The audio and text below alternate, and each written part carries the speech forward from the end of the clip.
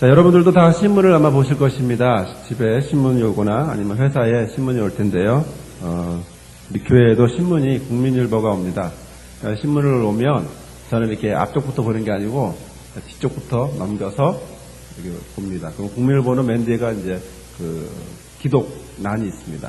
미션란이 있어서 그 보고 넘어가다 보면 이렇게 하나씩 넘어가다 보면 제 눈에 유달리게 심각하게 보이는 그런 부분들이 있습니다. 그게 어느 부분이냐면 가끔 이렇게 중동에 관한 그런 이야기를 하게 되는 그런 내용이 소식이 있을 때 저는 심각하게 그것을 보곤 합니다. 특히 남들은 다 빠져나간다고 하는 그 이라크에 우리는 이제 들어간다고 하니까 그런 것도 별로 눈에 들어오고요.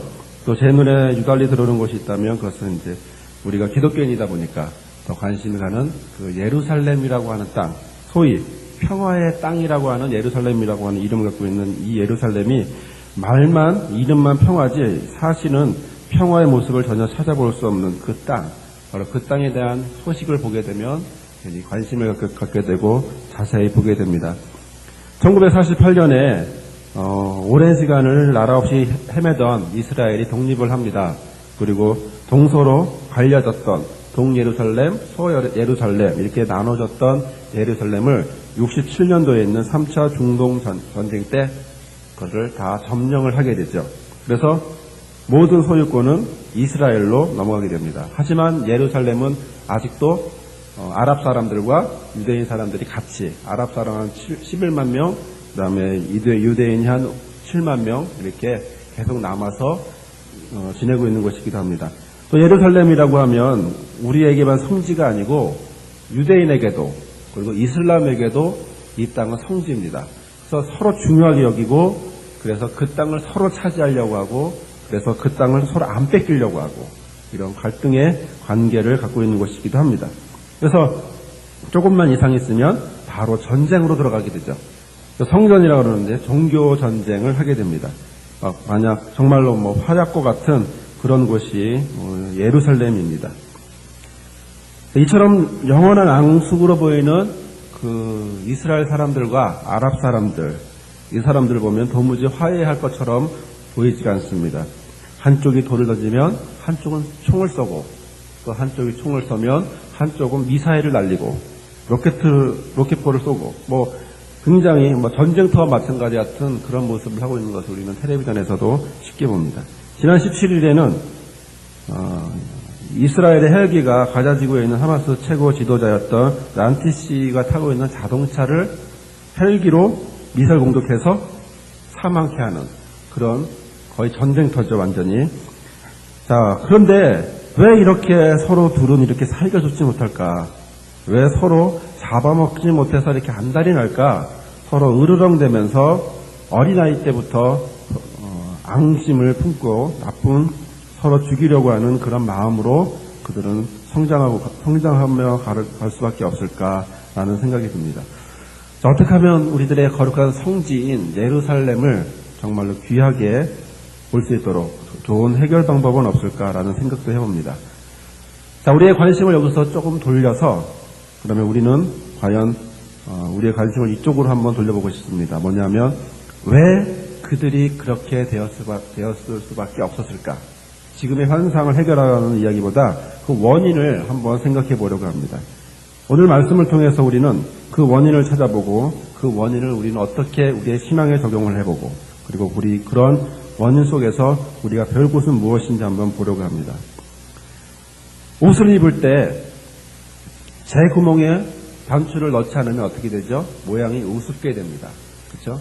그래서 첫 단추를 잘못 끼면 마지막 단추도 이상해지지만 옷 모양도 이상해지고 보기도 바보처럼 보이고 그렇죠. 자, 그런데 이러한 첫 단추가 잘못되는 모습이 바로 기원전 2000년경에 지금으로부터 한 4000년 전에 가나안 땅에 있었습니다. 지금 우리는 4000년 전의 이야기를 하려고 합니다. 여러분에게 한 가지 여쭤보겠습니다. 이스라엘의 조상, 즉 시조 할아버지라고 하는 조상은 과연 누굴까요? 다 잘 알고 있다시피 아브라함이겠죠? 아브라함의 시조 할아버지죠. 그리고 그 다음엔 이삭이고 그 다음에 이제 이스라엘이라고 하는 야곱입니다. 자, 그러면 아랍 사람들에게 있어서 시조는 누굴까요? 아랍 사람들에게 있어서 시조도 역시 아브라함입니다. 그리고 그 아들이 이스마엘이죠. 코란을 보면, 우리는 성경을 보면 모리아산에서 이삭을 제물로 바치려다가 많은 이야기가 되어 있지만, 코란을 보면 그 이삭이 아니라 이스마엘로 나와 있습니다. 그런데 아랍에게 있어서 중요한 조상은 바로 아브라함이고, 그 아브라함의 자식이 이스마엘이고, 그리고 그 이스마엘을 대대로 내려와서 자기들이 태어났다라고 생각하는 것이 이제 아랍의 모습입니다. 자, 그러면 엄마는 누굽니까? 이삭의 엄마는 사라, 그리고 이스마엘의 엄마는 하갈. 본문에 나왔죠. 16장 1절에 나와 있는 바로 애굽 여인이면서 그리고 사라의 여종이었던 하갈이라고 하는 사람이 있습니다. 다시 말하면 이스라엘과 이삭과 이스마엘이라고 하는 두 사람은 아버지는 한 아버지에 엄마는 둘인 이복 형제라고 하는 사실을 우리는 성경을 통해서 볼 수가 있습니다. 자, 그 사라라고 하는 사람은 누굴까요? 사라라고 하는 사람은 아브라함이 고향을 떠날 때 같이 나왔던 부인입니다. 갈대아, 동쪽 갈대아 우르에서 하란을 거쳐서 그리고 예루살렘, 서쪽으로 내려와서 예루살렘으로 왔습니다. 그리고 거기서 예루살렘 가나안 땅에 도착을 하게 되죠. 자, 그러면 오늘 본문에 나와 있는 하갈이라고 하는 이 여인은 과연 어디서 왔을까요? 분명히 이집트 여인이라고 합니다. 갈대아 우르와 중간에 예루살렘과 그리고 이집트는 정반대 이쪽에 있습니다. 그렇다면 여러분 생각해 보시면 쉽게 이해가 되실 텐데, 이집트 여인이 어떻게 아브라함의 여종이 되었을까요? 이상하지 않나요? 갑자기 다른 노예도 아니고 이집트 여인이 와서 아브라함의 사라의 여종이 되었다고 하는 사실, 참으로 이상합니다. 자, 그 대답은 우리가 성경을 통해서 찾아볼 수가 있습니다. 창세기 12장의 말씀을 보면 그 해답이 나와 있습니다. 창세기 12장은 우리가 익히 잘 알고 있는 말씀이죠. 아브라함을 하나님이 부르시고 내가 너로 큰 민족을 이루고 그리고 복도 주고 이름도 창대케 하고 그다음에 복의 근원이 되겠다. 너는 내가 지시할 땅으로 가라 라고 말했던 바로 그 창세기 12장, 유대교의 이스라엘의 정말 시작이라고 할 수 있는 바로 그 귀한 장이 바로 12장입니다. 하지만 12장의 상반절 말고 뒤에 있는 하반부에 가면 우리가 전혀 기억하고 싶지 않은 그런 내용이 하나 있습니다. 그때는 75세, 아브라함이 75세 때였습니다. 하나님이 아브라함을 부르시고 가나안 땅으로 부르셨습니다. 당시 베델이라고 하는 땅에 와서 장막을 거느쳤습니다. 하지만 그 땅에 갑자기 기근이 일어나기 시작합니다. 그리고 도저히 그곳에서 살 수가 없게 되었습니다. 아브라함은 생각했죠. 여호와 하나님이 나를 이곳에 부르셨어. 내가 고향에 있을 때 내게 지시할 땅으로 가라고 말씀하셨어. 자식이 없는 내게 큰 민족을 이루어주겠다고 약속하셨지. 하지만 이렇게 가나안에 오긴 왔는데 나는 여기서 지금 도저히 살 수가 없네.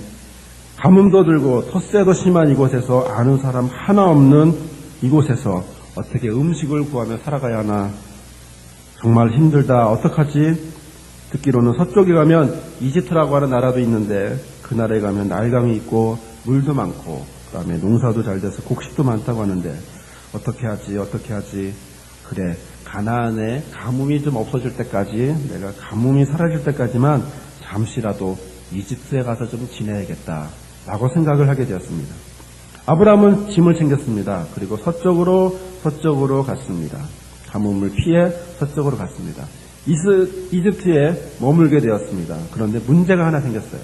그것은 부인이 너무나 아름답기 때문에 바로 왕이 그 부인을 궁으로 데려간 것입니다. 그리고 그 답례로 양과 소와 암수나귀와 약대 그리고 노비를 결혼 예물로 주었습니다. 그 결혼 예물 중에 노비, 그리고 그 노비 중에 하갈이 들어있을 거라고 하는 거죠. 자, 그렇다면 하갈은 그때부터 같이 아브라함과 같이 지내게 되었습니다. 자, 그런데 재미난 사실은 아브라함을 따르던 이 하갈, 다시 말하면 예물로 줬던 이 하갈을 과연 왜 아브라함은 놓지 않고 데려와야 했을까? 여기는 아브라함의 성격적인 면이 들어있을 거라고 봅니다. 아브라함은 하나님을, 전능하신 하나님을 신뢰하지 못했습니다. 그래서 부분적인 신앙을 가지고 그는 그대로 따르고 있는 상황에서 결혼이라고 하는 자기 부인을 누이 동생이라고 하면서 넘기면서 받은 그 노비에 대해서 그는 데려오게 되었습니다. 만약에 아브라함이 양심이 있다면 그 동생을 누이라고 속이지도 않았을 것이고, 또 하나는 그 결혼이 무효가 되었기 때문에 그 무효가 된 그 결혼에 대해서 다시 결혼 예물을 되돌려줘야만 합니다. 하지만 그 어떤 이야기도 그 결혼 예물을 돌려주었다라고 하는 이야기는 없습니다. 오히려 데리고 오는 그런 분위기가 환경을 통해서 우리는 볼 수가 있습니다. 아브라함도 사람인지라 그냥 자기가 주어진 소유물에 대해서 그대로 갖고 오게 됩니다. 만약에 아브라함이 자기의 했던 이 행동이 무엇인가가 잘못되었다라는 사실을 미리 알았다면 그는 아마 이런 행동을 하지는 않았을 것입니다. 아예 처음부터 하나님에게 물어보기로 하고 하나님 앞에 물어보고 기도했다면 아마 이 일은, 이런 행동은 하지 않았을 것입니다. 인생에 오점을 남기는 그런 행동, 자기 부인을 파는, 그리고 엉뚱한 사람까지 데리고 오게 되고, 그리고 그때는 모르지만 훗날 그것이 문제가 되는 그런 첫 단추, 옷의 첫 단추를 잘못 깨는 그런 모습을 그는 하지 않았을 것입니다. 자, 그러면 이런 첫 단추는 아브라함만 하고 그리고 다른 사람은 하지 않았을까? 우리 성경을 자세히 보면 그렇지가 않습니다. 오늘 본문에 나와 있는 것처럼 사라의 신앙을 보더라도 그의 신앙은 잘못 단추를 깨는 것처럼 엉뚱한 모습으로 가고 있음을 우리는 볼 수가 있습니다. 10년의 세월이 지난 어느 날 사라는 곰곰이 생각하게 됩니다. 벌써 10년이 흘렀구나. 고향을 떠나온 지도 10년. 이곳저곳 떠돌아다녔어. 처음엔 우리가 고향을 떠나기로 했을 때, 그렇게 작정했을 때 하나님은 우리에게 약속의 말씀을 주셨지. 지시할 땅으로 가라. 그래, 우리는 그 말씀만 믿고, 그리고 우리에게 아들이 있을 거라고 하는 그 말만 믿고 우리는 이곳을 하나님이 원하시는 곳으로 우리는 따라왔어. 그런데 10년이 지났네. 10년 동안 우리는 아무것도 한 것이 없어. 하나님이 주시겠다고 했던 아들은 아직도 주지 않았고, 그리고 우리는 이렇게 힘들게 살아가고 있어. 앞으로도 얼마를 더 기다려야 하는 걸까? 10년이면 다 어느 정도 기다린 거 아닌가? 더 이상 어떻게 더 기다릴까? 벌써 나는 75세고 또 남편 아브라함은 이제 85세. 이제는 아기도 낳을래야 낳을 수도 없어. 이제는 정말 무엇을 어떻게 해야 될지도 알지 못하겠네 라고 생각을 했습니다. 그리고 그는 아브라함에게 했던 하나님의 음성을 다시 한번 생각해 봅니다. 하나님이 그때 뭐라고 하셨던가? 하나님이 분명히 아브라함에게 큰 민족을 이루겠다라고 약속해 주셨어. 가만히 있어봐. 거기에 나는 어디 있었지? 나는 그곳에 그 약속에 있었나? 그래, 내 이름은 그곳에 없었어.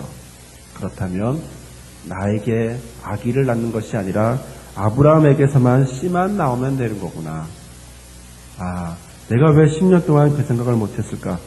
자, 우리 집안엔 지금 아이가 없어. 이 집안이 남들 보기 어떨까? 그래서 이 집안을 세우려면 아이를 하나 낳아야겠는데, 하나님의 말씀을 어긋나지 않게 하기 위해선 아브라함의 씨만 있으면 되니까, 그러면 내 여종 하갈을 첩으로 주어야겠구나.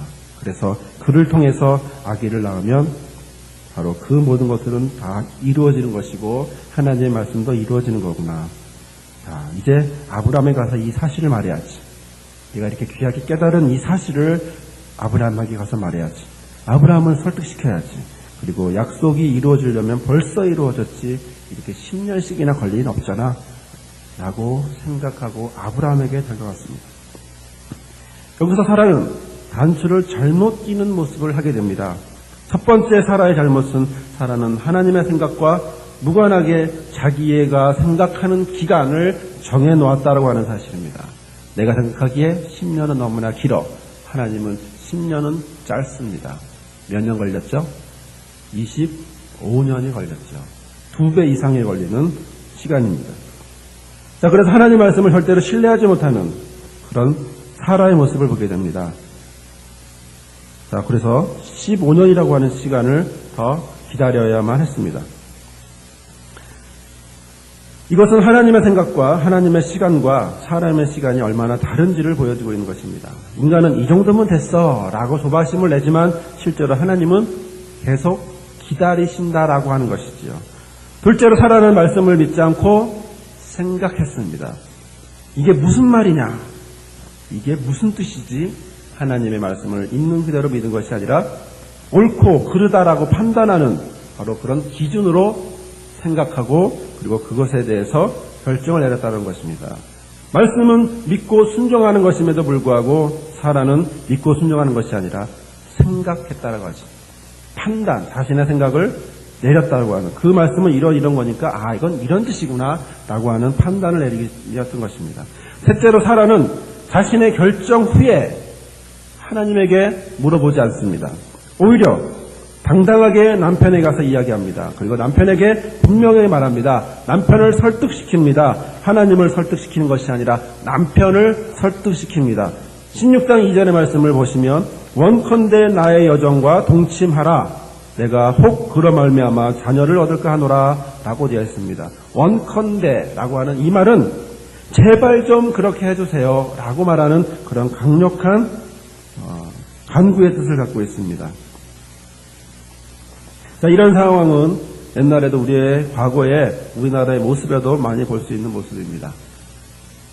자신이 원하지 않았지만 자신에게는 힘들었지만 그러나 하나님이 원하신다고 생각하는 이런 모습, 그래서 자기 마음대로 생각했던 이런 모습, 그래서 자기가 희생하더라도 섭을 주어서 자식을 낳아줘야겠다라고 하는 그런 생각, 바로 이것은 인간적인 생각임에도 생각이 분명합니다.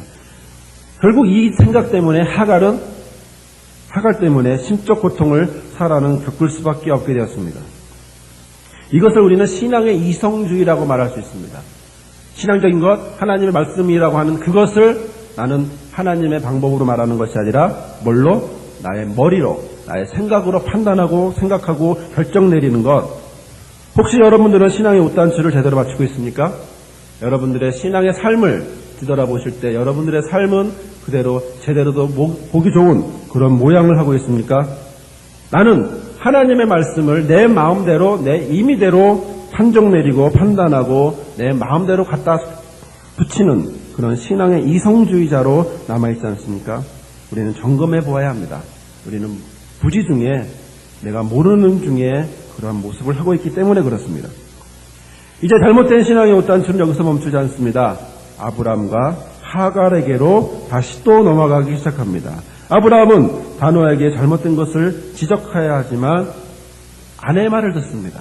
그리고 아내 말대로 하갑을 첩으로 말아들이게 됩니다. 자, 본문 4절의 말씀에 보면 동침했다라고 합니다. 이 동침이라고 하는 단어는 그냥 가볍게 한두 번 잠을 잤다라고, 단순히 한두 번 잠을 잤다라고 하는 뜻이 아니고 단순히 아기를 낳기 위한 수단으로 잠을 잤다라고 하는 것이 아니고 아예 그 집에 들어가 생활했다라고 하는 그런 의미를 갖고 있는 말입니다. 상황이 이렇게 되자 하갈은 이제 아브라함이 나만 사랑해. 사라는 이제 부인이 아니구나 라고 생각했을 것입니다. 더욱이 아기까지 이제 갖게 되었습니다. 그러자 이제 하나님이 아브라함에게 하셨던 그 말씀이 나에게 이루어지는 거구나 라고 생각하면서 아브라함이 나를 사랑하고 하나님도 나를 사랑해, 하나님도 나를 축복하셔 라고 생각했을 것입니다. 하갈은 이렇게 생각했습니다. 내가 이 집에 노예로 와서 10년을 고생했다. 그런데 이제 그 노력의 결과를 이제는 보게 되는구나. 아브라함도 나를 아내로 맞아주었고 하나님도 내게 축복을 해주셔서 사라에게는 없는 아기를 갖게 해주셨으니 이제도 남편도 내 편이고 하나님도 내 편이다. 내가 이제 누구를 두려워하리요. 말이 조광쳐지 이제는 내가 부인이다 라고 그는 생각했습니다. 그리고 오늘 본문에 나와 있는 것처럼 하갈은 사례를 멸시하게 됩니다.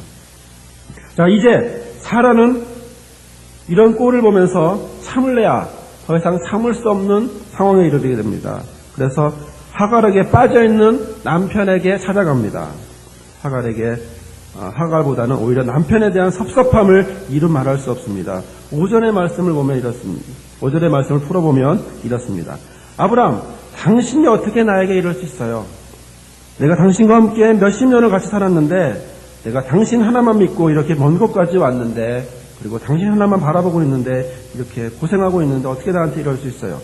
10년 전에 당신이 이집트로 갔을 때 당신이 위험하다고 해서 내가 당신의 여동생까지도 해주었고, 그리고 지금은 당신을 위해서 젊은 부인 하나도 얻어줬는데 어떻게 나한테 이럴 수 있어요? 또 하갈, 그 못된 것이 나한테 어떻게 이럴 수 있어요? 대를 이루어다 달라고 했더니 이제는 아기를 가졌다고 나를 무시하고 괄세하고 당신 어떻게 할 거예요? 당신 때문에 이거 도저히 할 수가 없어요. 당신 빨리 해결하세요. 라고 이야기했을 겁니다. 자, 이렇게 잘못된 옷단추 속에서 계속 반복되면 이 엉뚱한 모습, 그리고 그것은 극기하는 가정의 갈등 속으로 몰아넣게 되었습니다. 그리고 가정의 역할을, 아브라함을 가장의 역할을 제대로 하지 못하는 사람으로 만들었습니다. 신속하고 과감하게 결단을 내리지 못하게 되었습니다. 오히려 형평성을 잃은 무책임한 결단을 내립니다. 6절에는 이렇게 말합니다. 그대의 여정은 그대의 수중에 있으니 그대의 눈에 좋을 대로 행하라. 이 말은 뭐냐면 몰라 당신 알아서 해. 당신 종이니까 당신 마음대로 해. 라고 하는 그런 의미겠죠. 이 말을 듣고 사라는 어디로 갑니까? 하갈한테 갑니다. 하갈한테 가서 뭐 합니까? 본문에 보니까 학대하기 시작하죠. 자, 하갈은 사라에게 멸시했습니다. 그런데 이번엔 사라는 하갈에게 학대하기 시작합니다. 학대하였더니 라고 말하는 안테안네아라고 하는 이 히브리 말은 매우 혹독하게 괴롭히다 라고 하는 말입니다. 그렇다면 아마 예전에 종의 신분으로 다시 되돌려 보냈을지도 모릅니다. 또 매진이나 임신을 했음에도 불구하고 더욱 힘든 일을 시켰을지도 모릅니다. 여기서 우리는 인간의 본성을 봅니다. 남이 나에게 조그마한 상처를 주면 나는 그 사람의 아픔이 되도록 큰 상처를 주죠. 만약 나의 손가락을 누가 부러뜨렸다면 나는 상대방의 팔을 부러뜨려야 직성이 풀리는 그런 인간의 본성의 마음을 봅니다. 하갈은 멸시하는 모습을 보였을지라도 그러나 사라는 학대하는 모습으로 다가갔기 때문입니다. 돌을 던지는 팔레스타인, 그 사람들을 향해서 총 쏘는 이스라엘, 총을 쏘는 아랍 사람들을 향해서 미사일을 쏴버리는 이스라엘, 바로 그런 모습을 보게 됩니다. 자, 우리의 이런 모습 속에서 우리는 아브라함의 우유부단함을 우리는 보게 됩니다. 아브라함은 어떻게 될지 막막해합니다. 무엇을 해야 될지 막막해합니다. 부인의 말을 듣자니 하갈의 말을 듣자니 고민입니다. 그래서 그는 고민하게 되고 낙심하게 되죠. 혹시 여러분들은 아브라함처럼 이런 우유부단한 상황들을 겪고 있지 않습니까? 어떤 결정을 내릴 때 그 결정을 내리는 그 순간에 아브라함처럼 우유부단하고 있지 않습니까? 그 우유부단함 때문에 옷단추는, 신앙의 옷단추는 잘못 껴지고 있는 것입니다. 사라는 먼저 자신을 통해서 약속의 후사가 태어날 것이라고 믿지 못했습니다. 인간적인 방법으로 문제를 해결하기 위해 여종 하갈을 아브라함에게 들여보냈습니다. 하갈의 멸시를 받자 모든 책임을 아브라함에게 전가시킵니다. 마지막으로 하갈을 혹독하게 학대합니다. 점점점 악순환, 점점점 나쁜 모양으로 악한 상황으로 몰아가고 있습니다. 사랑하는 성도 여러분, 우리는 이런 사라 같은 모양을 하고 있을 때가 있지 않습니까? 오히려 신앙적인 판단을 내리기 전에 내 판단으로 내가 하고 싶은 대로 그리고 내가 원하는 대로 하고 있을 때는 있지 않습니까? 내가 하나님의 말씀을 믿는다기보단 오히려 내가 내 판단을 더 믿을 때가 있지 않습니까? 역시나 똑똑해 라고 믿을 때가 있지 않습니까? 자, 그리고 세 번째 사람 하갈이라고 하는 사람은 가출하죠. 너무 견디기 힘들었나 봅니다. 가출한 하갈이 집을 나와서 헤매고 있을 때 그때 집으로 돌아가도록 만들어준 사람은 아브라함이나 사라가 아닙니다. 아브라함이 사라가 광고를 해서 돌아오라고 전단지를 뿌린 것도 아닙니다. 어떻게 했나요? 하나님의 천사가, 여호와의 사자가 광야 가운데 하갈을 만나줍니다.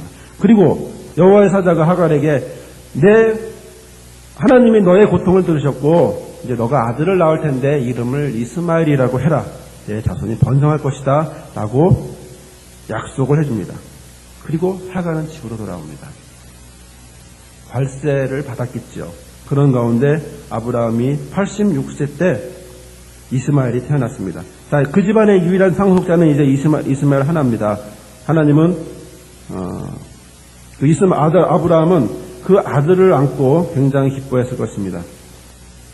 86세에 낳은 기다리던 10년 만에 낳은 아들 얼마나 기뻤을까 하는 생각이 듭니다.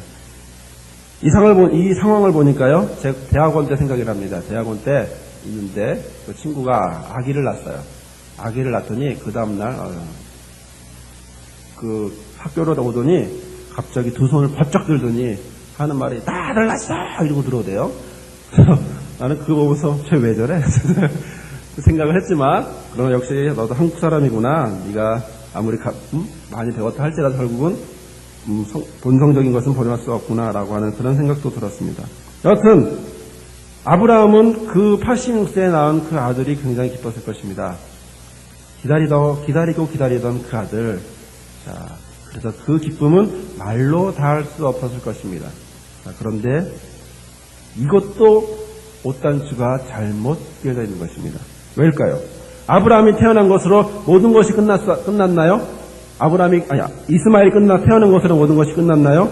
이스마엘이 태어났으니까 모든 것이 다 끝나서 그냥 그것이 하나님의 약속으로 그냥 이어졌나요? 그렇지 않습니다. 16장 16절과 17장 1절 그 둘간의 간격을 여러분은 보셔야 합니다. 16장 16절에 하갈이 아브라함에게 이스라엘을 낳을 때에 아브라함이 86세였더라. 그런데 아브라함이 99세 때에 하나님이 여호와가 아브라함에게 나타나셔서 그에게 이르시되 라고 말하고 있는 것입니다. 그 사이에 몇 년입니까? 13년. 13년이라고 하는 그 시간이 있었습니다. 13년 동안 하나님은 아브라함의 행동을 보고 계셨습니다. 13년 동안 하나님은 아브라함을 침묵하고 그냥 보고 기다리고만 있었습니다. 하나님은 도무지 그가 바뀔 것 같지 않은 그 모습을 보면서 99세에 그에게 나타나셔서 말씀합니다. 나는 전능한 하나님이다. 너는 내 앞에서 완전하게 행해라. 나는 전능한 하나님이다.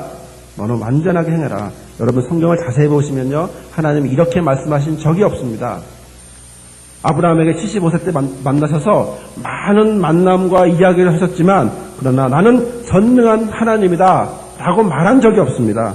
하지만 99세 때 하나님은 그에게 나타나셔서 옛날에는 자상한 아빠, 부드럽고 온유한 아빠처럼 말씀하셨지만 이제는 완전히 심판관처럼 강력한 말씀으로 나는 전능한 하나님이다. 너는 내 앞에서 완전하게 행해라 라고 말씀하고 있는 것입니다.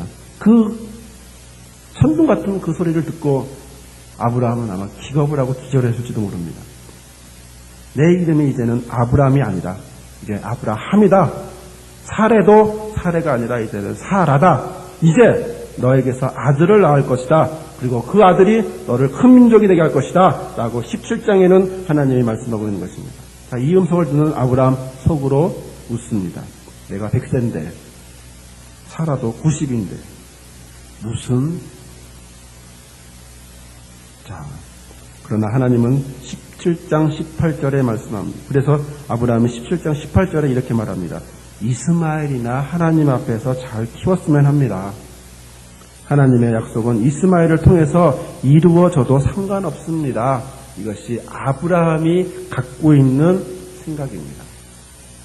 하나님이 말씀하신 것 바라보거나 믿은 것이 아니라 내가 생각하기에 75세 때 말씀하셨던 이 말씀은 바로 이스마엘이야 라고 그는 생각하고 있었고 그렇게 믿고 있었습니다. 하지만 1년 뒤 약속의 말씀대로 언약의 아들 이삭이 태어났습니다.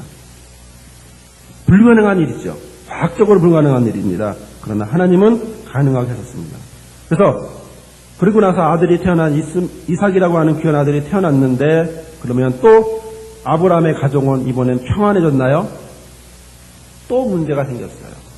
그것이 뭐냐면 하갈과 사라와의 갈등 구조입니다. 어느 날 사라가 봅니다. 이스마엘이 21장 19절에서 보면 어느 날 사라가 보니까 이스마엘의 어린 동생 이삭을 괴롭히고 있습니다. 14살 정도 차이가 나는 어린아이를 괴롭히고 있습니다. 만약에 20살이라고 하면 6살짜리 애겠죠. 어린아이한테 괴롭힘을 하고 있습니다. 이 모습을 보면서 사라는 어떻게 생각이 들었을까? 아니, 저런 못된 놈이 있나? 감히 내 아들을 건드려? 내 아들을 괴롭혀? 전에는 그 못된 것이, 하갈 못된 것이 나를 괴롭히던 이제는 아들까지 괴롭히네. 안 되겠다. 저놈들을 어떻게든 빨리 쫓아내야겠다. 이런 생각을 하게 되었습니다. 이대로 가만히 두면 나중에 장자권 때문에 문제가 생기겠구나. 미리 쫓아버려야겠다라고 생각을 하게 되었을 것입니다. 그리고 아브라함에게 갑니다. 아브라함에게 그 이야기를 합니다. 하갈과 이스마엘을 빨리 내쫓아주세요. 그렇지 않으면 나중에 이삭이 위험해요. 분명 어떤 일이 일어날지도 몰라요. 그 전에 빨리 하갈과 이스마엘을 쫓아냅시다. 상황이 이렇게 되자 아브라함은 또 고민하기 시작합니다. 어떻게 해야 되나? 어떻게 해결해야 되나? 하지만 이번에는 조금 다릅니다. 전에는 자기 마음대로 결정 내리고 자기 부인에게 네 알아, 당신 알아서 하시라고 얘기했지만 그러나 이제는 그렇게 하지 않습니다. 하갈과 사라가 사이가 좋지 않으니 어떻게 해야 하나? 또 이스마엘은 내 아들인데 쫓아낼 수도 없고 또 그러지 않자니 가정의 평안도 없고 어떻게 해야 하나? 그렇게 근심을 하지만 그러나 이번에는 조금 다른 모습을 보입니다. 그것은 바로 하나님의 말씀을 듣는다라는 거죠. 그 말씀을 듣고 그는 이스마엘과 하갈을 내보내는 걸로 결정을 내리고 내보내게 됩니다. 자, 그럼 성도 여러분, 이렇게 잘못 맺 옷단추 바로 여기서 끝났습니까? 그렇지 않습니다. 37장을 보면 야곱의 아들들이 요셉을 노예상에게 팝니다. 이 노예상의 이름이 무엇인지 아시나요? 노예상의 이름이 바로 이스마엘의 자손들입니다. 다시 간단히 말하면 6천 내지 8천 정도 되는 친척들에게 자기의 형제를 파는, 형제 요셉을 노예로 팔게 되는 것이죠. 자, 역사적으로 보면 이스라엘과 블레셋은 계속 마찰이 있었습니다. 이들은 이스마엘 자손은 분명은 아닙니다. 블레셋이라고 하는 자손은 분명히 아닙니다. 하지만 이스마엘이 그들 속으로 들어갔습니다. 그리고 활동적으로는 이스마엘의 후손인 마호멧이 그리고 그들 가운데 이슬람교를 포교하면서 모든 블레셋, 팔레스타인들이 바로 이슬람의 한 형제가 되었습니다. 그리고 지금 그 아랍들은 바로 팔레스타인 사람들은 바로 이스라엘과 싸우고 있는 것입니다. 한 형제가 된 아랍, 팔레스타인 그리고 이스라엘 둘은 지금 싸우고 있는 것이죠. 4,000년 전에 한 사람의 실수, 판단 착오 하나가 바로 4,000년 지난 지금에까지도 영향을 주고 있는 것이 바로 신앙의 옷단추, 잘못 매달게 된 옷단추입니다. 여러분, 우리는 주님의 말씀 안에서 결단을 내려야 합니다. 우리는 주님의 말씀 안에서 순종해야 합니다. 무의식적으로 나도 모르게 예 습관대로 나올 수 있습니다. 먼저 머리를 써야지, 먼저 생각을 해야지 라고 말하지만 그러나 주님의 어떤 계획을 세울 때, 어떤 일을 할 때 나의 머리에게 먼저 물어보기 전에 먼저 기도하시며 주님의 계획을 물어보시기를 바랍니다. 나의 생각이 아닙니다. 내 생각대로 해서는 아무것도 되는 것이 없습니다. 내가 생각하는 것 바로 엉뚱한 곳으로 갈 수밖에 없습니다. 그러나 그들이 아브라함이, 사라가 그리고 나중에 있었던 하갈이라도 하나님의 뜻을 물어보았다면, 그들이 그때라도 하나님의 뜻을 물어보았다면 그들이 그런 잘못들을 해나갔었을까? 물론 그걸로 인해서 하나님이 역사하시긴 하지만 그러나 그런 잘못들을 처음부터 만들어내지는 않았을 거라고 하는 사실을 우리는 성경을 통해서 볼 수가 있는 것입니다. 아브라함도 사람입니다. 아브라함은 사람이라 잘못을 반복할 수 있습니다.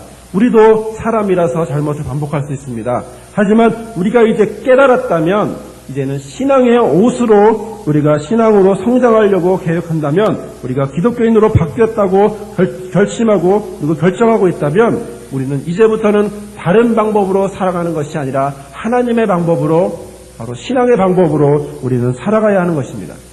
신앙의 방법은 바로 신앙의 문제는 신앙의 방법으로 해결해야 합니다. 신앙은 이성으로 해결할 수 없습니다. 신앙은 이성으로 해결하는 그 순간 그것은 어긋나고 엉뚱한 것으로 가게 됩니다. 겉은 똑똑해 보입니다. 하지만 그 결과는 어긋납니다. 신앙의 방법은 첫 번째는 말씀입니다. 말씀은 전능하신 하나님의 방법이죠. 위대한 방법이 바로 기록되어 있기 때문에 바로 말씀이 바로 방법입니다. 두 번째는 기도입니다. 우리는 우리의 지혜가 아닌 바로 하나님의 지혜를 간구함으로 하나님이 인도하시는 문제 해결 방법을 우리는 기도를 통해서 볼 수 있습니다. 우리가 보다시피 아브라함, 사라 모두에게 보다시피 기도했다고 하는 말은 아무것도 없습니다. 세 번째, 우리의 인생의 목표는 바로 하나님께 영광으로 놓아야 합니다. 성공으로 다른 것들을 성공이나 다른 것들을 생각한다면 이미 그것은 출발부터 잘못된 것입니다. 마치 영어로 시험을 봐야 되는데 일어 공부하거나 독일어 공부하고 있는 것처럼 엉뚱한 공부하고 있는 것입니다. 사랑하는 성도 여러분, 아브라함은 너무나 우유부단했습니다. 사라는 너무나 조급했고 자기의 이 머리를 믿는 사람이었습니다. 그래서 그는 신앙의 이성주의자였습니다. 하갈은 제멋대로 감정적으로 결정 내리는 사람이었습니다. 자, 이제 여러분들은 어떤 삶을 계획하고 그리고 어떤 삶을 결단하십니까? 여러분들의 삶에는 결단이 필요합니다. 여러분의 어떤 문제들도 어떤 상황들도 바로 그것들을 해결하기 위한 방법이 필요합니다. 그 방법을 무엇으로 잡겠습니까? 그 방법은 오직 말씀과 기도와 주님께 향하는 바로 신앙의 방법, 바로 그것 이외에 아무것도 없습니다. 그것만이 나의 신앙을 결단하고 나의 앞길을 결단하고 그리고 그것을 헤쳐나가는 도구가 되기를 주님의 이름으로 축원합니다. 감사합니다. 주께서 함께하여 주셔서 우리 가운데 은혜를 내려주시고 오직 여러 가지 생활 속에서 여러 가지 문제들이 있을 때마다 나의 판단, 나의 생각 그리고 내가 생각하는 모든 것으로 결정 내리지 말고 오직 먼저 하나님 앞에 기도하고 먼저 하나님 앞에 말씀을 구하고 그리고 먼저 하나님이 허락하신 것을 쫓아 그 길로 행할 수 있는 그런 길을 열어주옵소서. 우리의 심정은 약하고 그리고 우리의 결단력은 약하지만 그러나 하나씩 그런 점으로 돌아가서 오직 하나님 기뻐하시는 모양대로 하나님의 신앙의 방법으로 모든 문제들을 해결해 나가는 그래서 열매 맺는 그리고 또한 하나님 앞에 영광 돌리는 주의 자녀들 되도록 인도하여 주옵소서. 모든 말씀 예수님의 이름으로 기도드립니다. 아멘. 이제는 우리 주 예수 그리스도의 은혜와 아버지 하나님의 크신 사랑과 보혜사 성령님의 인도하심이 오늘 이 시간 주의 말씀을 듣고 모든 신앙의 문제, 삶의 문제, 이런 모든 문제들을 신앙의 방법으로 해결하고자 결심하는 모든 서러벌 성도 머리 위에와 그리고 직장과 그들의 지역과 나라와 모든 우리 민족 위에 영원히 함께하옵시기를 간절히 축원하옵나이다. 아멘.